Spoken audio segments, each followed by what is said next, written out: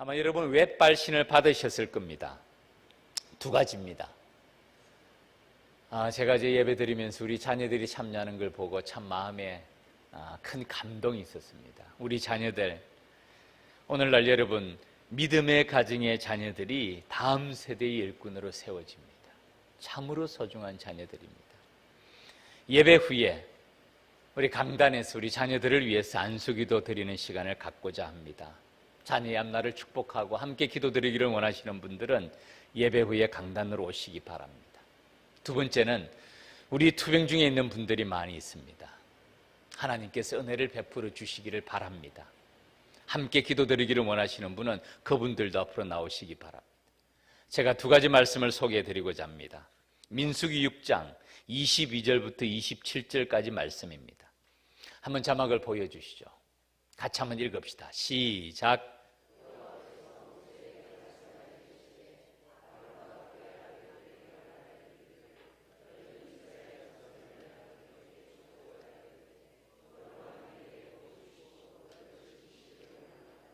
여호와는 그의 얼굴을 내게 비추사 은혜 베푸시기를 원하며 여호와는 그 얼굴을 내게로 향하여 드사 평강 주시기를 원하노라 할지니라라.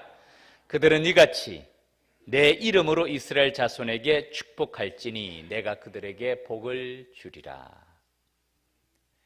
여호와께서 모세에게 직접 하신 말씀입니다. 아론 제사장과 그 아들들에게 말하기를 너희는 이스라엘 자손을 위하여 이렇게 축복하라.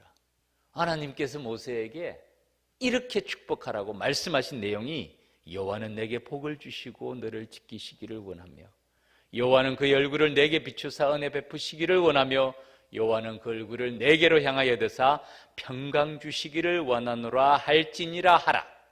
그 다음에 말씀이 그들은, 아론과 그의 아들들을 말합니다. 그들은 이같이, 위에 말씀하시는 그 말씀처럼 이같이 내 이름으로, 누구의 이름으로? 여호와의 이름으로, 하나님의 이름으로 이스라엘 자손에게 축복할지니, 하나님의 백성들을 축복할지니 내가 그들에게 복을 주리라. 복은 누가 줍니까? 하나님이 주시죠. 축복은 누가 합니까? 아론과 그의 아들 제사장들이 합니다. 복은 하나님이 주시겠다는 약속의 말씀입니다. 오늘날 목사가 제사장은 아니에요. 예배가 제사가 아닌 것처럼.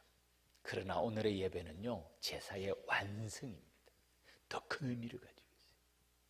오늘날 목회자는 하나님께서 제사장들에게 축복을 명령하신 이 말씀 그 위에 서 있습니다. 저는 막대기입니다. 막대기. 그들은 내 이름으로 그들에게 축복할지니 내가 그들에게 복을 내리리라. 우리 주님의 은혜가 우리 가운데 함께 하실 줄 믿습니다. 말라기 4장 2절 말씀 한 구절 더 소개해드리겠습니다. 제가 병원 갈 때마다 참 자주 인용하는 말씀이에요. 말라기서 4장 2절 같이 읽읍시다. 시작.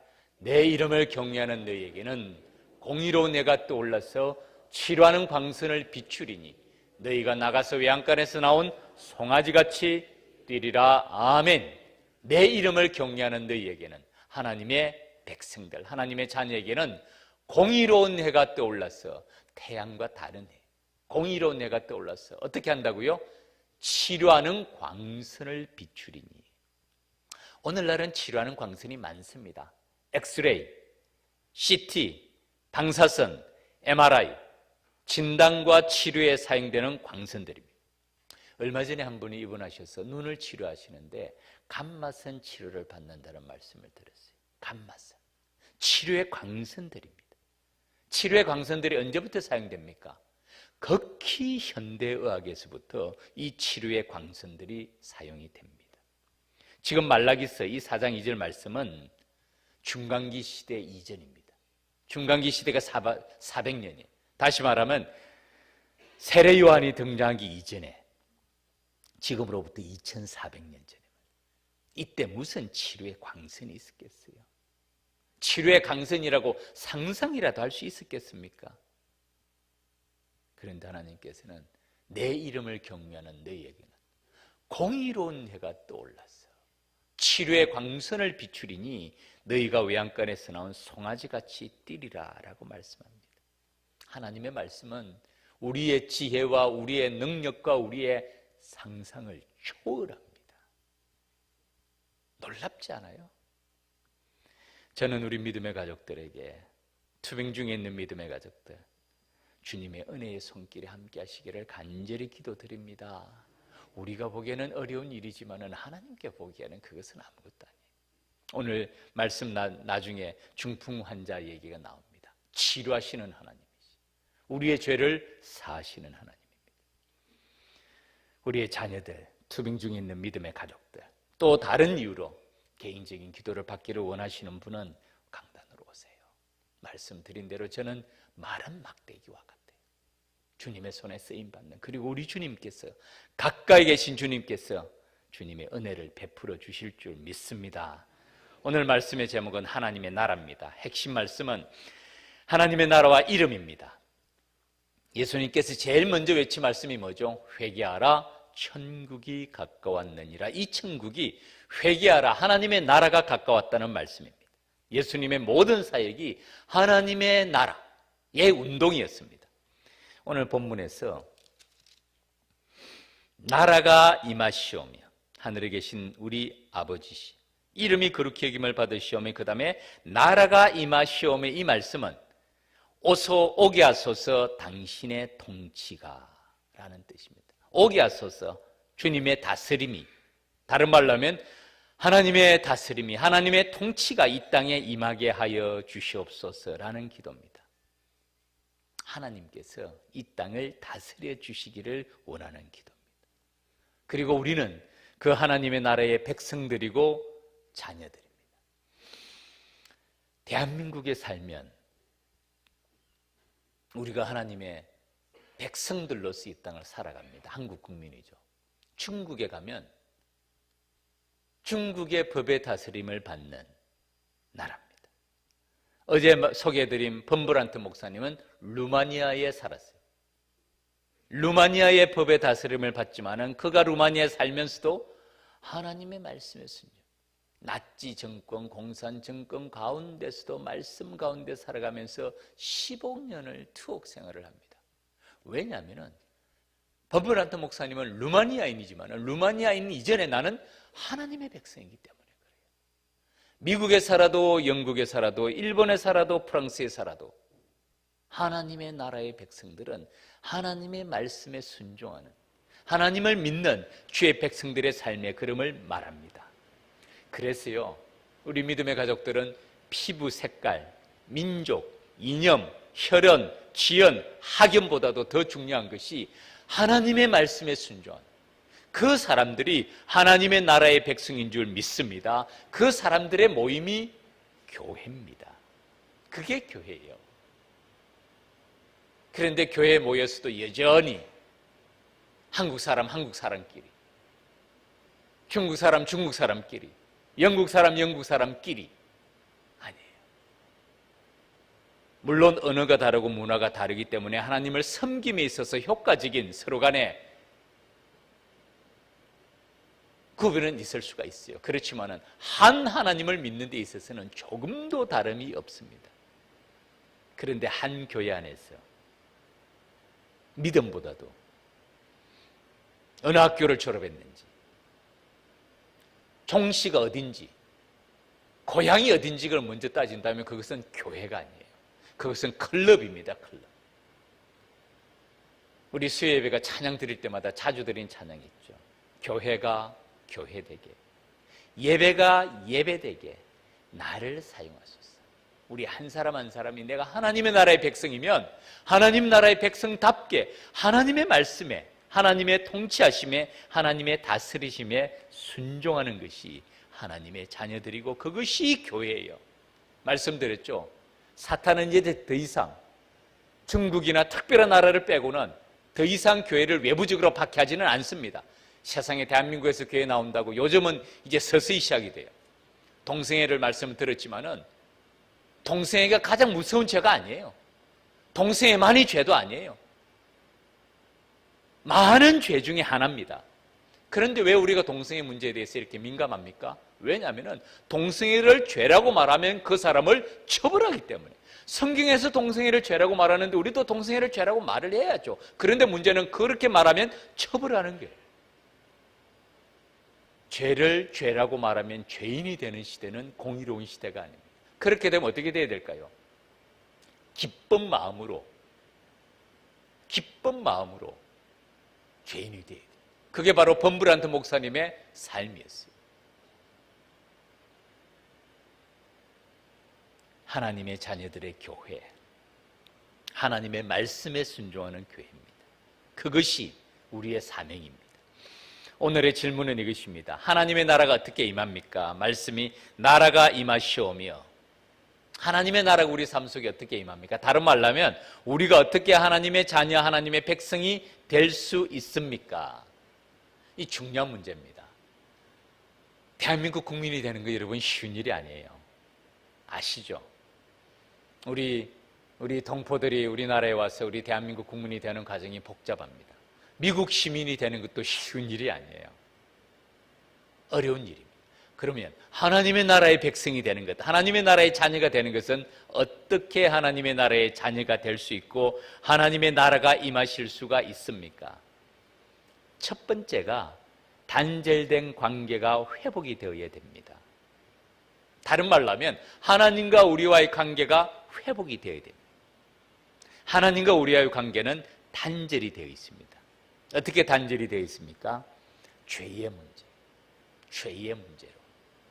하나님과 우리와의 관계가 아버지와 아들과의 관계, 왕과 백성의 관계가 단절이 되어 있습니다. 이 관계를 회복시키신 일이 예수님께서 이 땅에 하시는 일입니다. 맨 처음에 요셉에게 천사가 하신 말씀이 뭡니까? 그 이름을 예수라라. 이는 자기 백성을 그들의 죄에서 구원할 자이심이라. 자기 백성들을 그들의 죄에서 구원할 자 하나님과의 관계를 회복시킨다는 말씀입니다. 마태복음 9장에 한 중풍병자 이야기가 나옵니다. 본문을 한번 보시죠. 마태복음 9장 2절부터 8절까지 말씀입니다. 침상에 누운 중풍병자를 사람들이 데리고 옵니다. 예수님께서 그들의 믿음을 보시고 중풍병자를 데리고 온 친구들의 믿음을 보시고 그 중풍병자에게 이렇게 말씀하십니다. 이르시되 작은 자야 안심하라 내 죄의 사함을 받았느니라. 지금 중풍병자가 예수님께 나온 목적이 뭐죠? 치료받기 위해서 나왔어요. 중풍병자는 움직이지 못합니다. 병이 심해요. 침상에 누워있고 꼼짝을 못합니다. 그들을 친구들이 데리고 나옵니다. 나온 그 사람에게 예수님께서는 안심하라 내 죄의 사함을 받았느니라. 이 말씀을 들은 사람들이 그 다음에 장면입니다. 서기관들이 썩으로 이르되 이 사람이 신성을 모독하다. 왜냐하면 죄를 사할 수 있는 분이 누굽니까? 하나님밖에 없는데 도대체 이 사람이 누군데 내 죄의 사함을 받았느니라 라고 말씀을 하는가?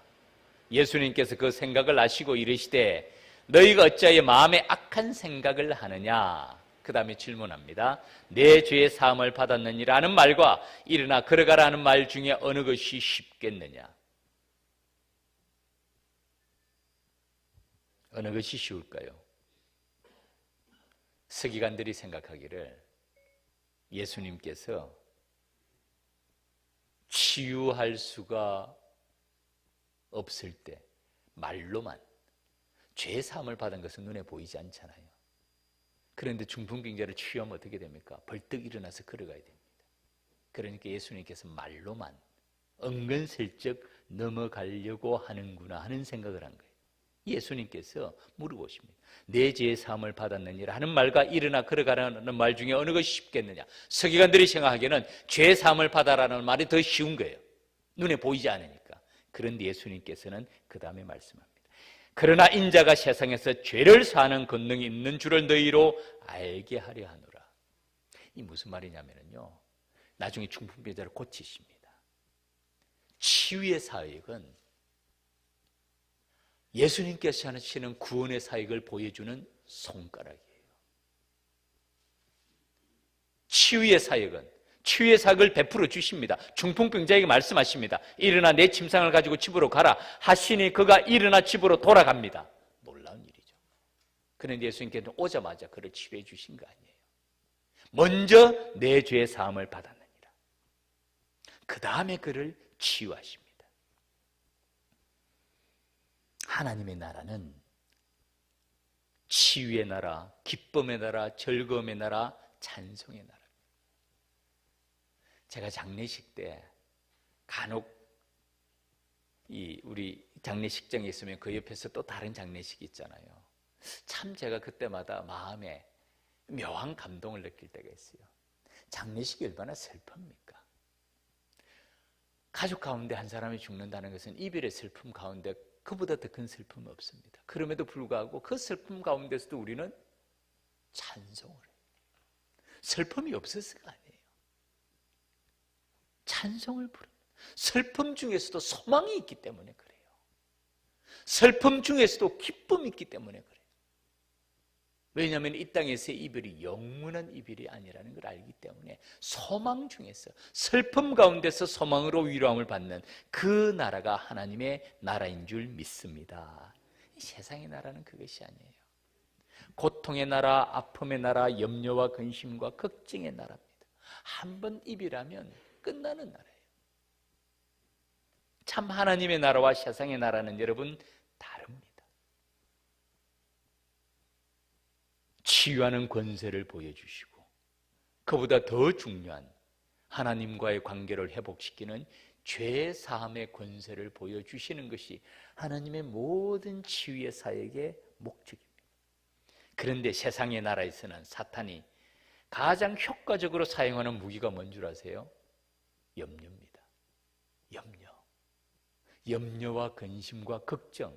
사탄이 우리에게 하나님의 기쁨을 앗아가도록 염려로 우리의 마음을 가득 채웁니다. 걱정과 근심으로 가득 채워요. 그것이 사탄의 나라입니다. 빌립보서 4장 6절 7절 말씀.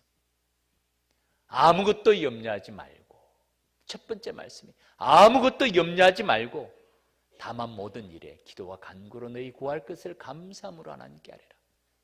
염려로 가득한 이 땅의 삶이지만은 하나님의 나라가 임하시면 하나님의 다스림의 백성으로, 하나님의 자녀로서 살아갈 때 모든 일에 기도와 간구로 우리의 구할 것을 감사함으로 하나님께 아뢰면, 그 다음에 7절 말씀 같이 읽읍시다. 시작. 그리하면 모든 지각에 뛰어난 하나님의 평강이 그리스도 예수 안에서 너희 마음과 생각을 지키시. 하나님의 나라를 맛보라는 거예요.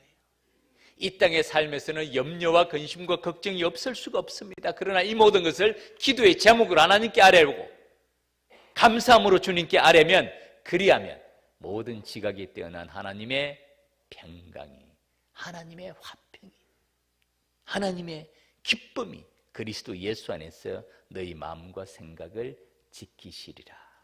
아멘. 이것이 하나님의 나라.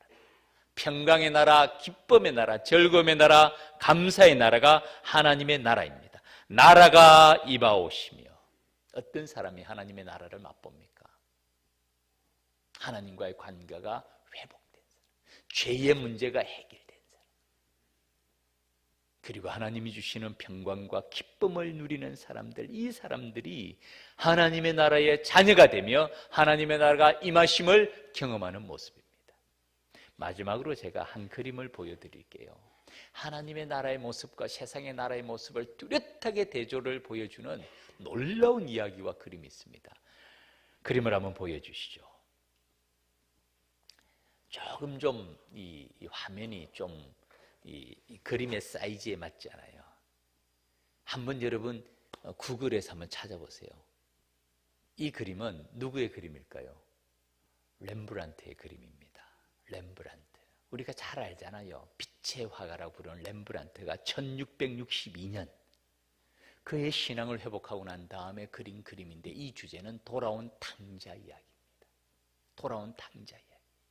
이 돌아온 탕자 이야기가 세상의 나라와 하나님의 나라를 보여줍니다. 지금 돌아온 탕자가 아버지를 만납니다. 자세히 살펴보면 아버지의 모습을 보면요, 아버지가 그 눈을 감고 있습니다. 오랫동안 기다림으로 눈이 멀었는지, 눈이 감겼는지는 모르지만 눈을 감고 있어요. 아들을 기다리는 아버지의 모습을 보여줍니다. 아들의 현재 모습을 느끼기를 원하는 아버지의 모습, 아들의 그 비참한 모습을 보지 않으시고 품어주시는 아버지의 모습을 보여줍니다. 자세히 보면 아버지의 두 손이 다릅니다. 한 손은 어머니의 손이에요. 부드러운 손이에요. 오른손이 그렇죠. 왼손은 거친 아버지의 손, 투박한 아버지의 손. 이 엄마 아빠 부모님의 자상한 손으로 돌아온 당자를 따뜻하게 안아주는 이 아버지의 모습을 보여줍니다. 그 다음에 아버지 품에 안긴 아들의 모습입니다. 아버지 얼굴을 못 봐요. 그리고 아버지의 체온을 느끼고 아버지의 품에 푹 잠겨 있습니다. 도저히 얼굴을 볼 수 없지만 그 아버지의 따뜻한 사랑을 깊이 느끼는 아들의 온화한 모습, 포근한 모습을 보여줍니다. 아들의 머리를 자세히 보시죠. 머리가 어떻습니까? 머리를 다 깎고 있어요. 빡빡 깎고 있습니다. 요즘은 머리를 빡빡 깎은 사람들이 생각보다 많더라고요. 그런데 그 시대에는 머리를 빡빡 깎는다는 것은 도저히 있을 수가 없는 일입니다. 특별한 경우가 아니고서는 머리를 깎지 않습니다. 그의 삶의 어려움을 말해줘. 두 아들의 삶이 얼마나 힘들었으면 자기 머리카락 하나 간수할 수 없을 만큼 머리를 깎아야 될 만큼 고난과 힘든 삶의 모습을 보여줍니다. 그리고 그가 입은 옷을 보세요. 그 주변에 있는 사람들의 옷과 그 아들의 입은 옷을 보세요. 아버지와 그 옆에 있는 사람들은 좋은 옷, 망토를 걸치고 있죠. 아들은 누더기를 걸치고 있어요. 그리고 그의 발을 보시죠. 한쪽 발에는 신발이 벗겨져 있고 한쪽 발에는 반점 신겨진 신발이 다 낡아 헤어진 신발입니다. 얼마나 삶이 어려웠으면 그 오는 길이 얼마나 힘들었으면 아버지의 따뜻한 사랑과 아들의 그 어려운 삶의 모습을 너무나도 잘 보여주는 모습입니다. 아들이 한 일이 뭡니까? 돼지 치는 일은요, 유대인들이 가장 부정한 동물 중에 하나가 돼지입니다. 돼지고기 지금도 먹지도 않아요. 그런데 그 아들은 돼지를 치는 일 가운데서도 돼지가 먹는 열매, 기업 열매도 마음껏 못 먹었어요. 세상의 나라를 말합니다. 세상의 나라, 탕자의 삶을 말합니다. 그곳에 쾌락이 있는 줄 알았습니다. 그곳에 즐거움이 있는 줄 알았어요. 그곳에는 돈만 있으면 행복하게 살 줄 알았습니다. 가장 좋은 곳으로 생각하고 그곳으로 갔지만은 실상은 어떤 삶이었습니까? 고난과 아픔과 고통과 죄악의 삶이었습니다. 돼지를 치며 돼지가 없는 음식도 마음껏 먹을 수 없는 그런 굶주림의 삶이 세상의 삶이었습니다. 그러나 그가 아버지의 집으로 돌아갑니다. 아버지가 기다리는 곳으로 돌아가요. 하나님의 나라로 돌아갑니다. 그곳에는 아버지의 따뜻한 사랑이 있으며 풍요가 있으며 기쁨이 있는 곳이에요. 둘째 아들이 할 일이 무엇입니까? 둘째 아들이 한 가장 나쁜 일은 아버지의 집을 떠난 일이에요. 둘째 아들이 한 가장 좋은 일은 자복하고 회개하고 내가 아버지의 집으로 돌아가리라. 나는 이제 아버지 집에서 아들이라 일컬음을 받기도 부끄러운 품꾼 하나로 사용하여 주소서라는 마음으로 아버지의 집으로 돌아갑니다. 그것이 그간 최고의 일이에요. 바로 이것이 여러분 하나님의 나라와 세상의 나라를 보여줍니다. 이 세상의 나라, 우리가 보기에는 화려하고 좋은 것 같아도 그렇지 않은 것을 우리가 더 잘 알지 않습니까? 제가 자주 말씀드립니다마는 실현된 종말론, 이 세상이 하나님의 나라라고 말하는 사람은 신방을 안 해봐서 그래요. 우리 성도님들의 가슴 속에 얼마나 많은 아픔과 고난과 고통 가운데 있는지를 몰라서 그래요. 이 땅의 나라는 제가 보기에는 하나님의 나라와 거리가 멉니다. 하나님의 나라와 거리가 멀어요. 그 가운데 우리 주님께서 우리를 여호와께로 돌아오라고 부르세요. 하나님의 나라로 오라고, 아버지의 집으로 오라고 부르십니다. 요엘 선지자 2장 12절 13절 말씀이 바로 이 말씀입니다. 한번 같이 한번 읽어보시죠. 요엘서 자막을 준비했습니다. 2장 12절 13절 한 목소리를 읽겠습니다. 시작. 여호와의 말씀에 너희는 이제라도 금식하고 울며 애통하고 마음을 다하여 내게로 돌아오라 하셨나니 너희는 옷을 찢지 말고 마음을 찢고 너희 하나님 여호와께로 돌아올지어다. 그는 은혜로우시며 자비로우시며 노하기를 더디하시며 인애가 크시사 뜻을 돌이켜 재앙을 내리지 아니하시나니. 아멘. 아버지께로 돌아오라. 여호와께로 돌아오라.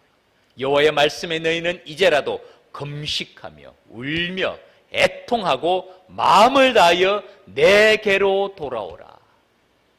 아버지의 집을 떠난 탕자를 향한 아버지의 마음, 지금이라도 금식하고 울고 애통하고 마음을 다하여 아버지께로 돌아오라. 너희는 옷을 찢지 말고, 그 모습이 마음을 찢고, 우리의 마음의 중심을 말하면 너희 하나님 여호와께로 돌아올지어다. 돌아올지어다. 그 하나님 아버지가 어떤 분이라고요? 돌아온 탕자를 따뜻하게 가슴에 안으시는 그 아버지처럼 그는 은혜로우시며 자비로우시며 노하기를 더디하시며 인애가 크시사 뜻을 돌이켜 재앙을 내리지 아니하시나니. 이사야 선지자의 말씀이죠. 오라 우리가 서로 변론하자. 너희 죄가 종같이 붉을지라도 눈과 같이 이어질 것이요 진홍같이 붉을지라도 양틀같이 되리라. 우리 주님의 부르심입니다. 사랑하는 믿음의 가족 여러분, 하나님의 나라가 임하기를 바랍니다. 그 나라가 어디에 임할까요? 우리의 마음속에, 우리의 마음속에. 신년 특별 새벽 기도를 맞이하여 주님 앞에 나오는 것, 하나님께 나아가는 것, 하나님께 나아가는 것. 우리의 자녀들의 삶의 걸음에, 우리의 믿음의 걸음에 우리 주님의 은혜를 내려주시도록 간구하는 것, 그 자녀들이 하나님께 나아가는 것입니다. 하나님이 어떤 분입니까? 요엘 선지자의 이 말씀 그대로 말씀 아닙니까? 그는 은혜로우시며 자비로우시며 노하기를 더디하시며 인애가 크시사 뜻을 돌이켜 재앙을 내리지 아니하시나니. 우리의 많은 허물에도 불구하고 우리 주님께서는 자복하고 회개하는 마음을 안아주신다는 것이죠. 2019년 가까이 계시는 하나님을 경험하시고요, 치유하시는 하나님을 경험하시고, 우리를 회복시키는 하나님을 경험하시고, 우리를 구원하는 하나님을 경험하시는 저와 여러분의 믿음의 걸음이 되기를 주님 이름으로 축원합니다. 기도드리겠습니다.